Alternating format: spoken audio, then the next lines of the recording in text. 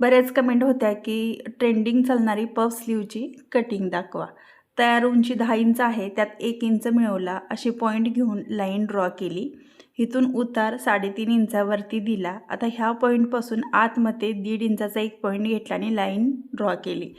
बंद भागाकडून 3 इंचाचा पॉईंट घेतला आणि बाहीला आकार देऊन घेतला. आता बाहीची रुंदी किंवा बाहीची घडी किती घ्यायची, तर छातीचा चौथा भाग प्लस अर्धा इंच बाहीची रुंदी घ्यायची आहे.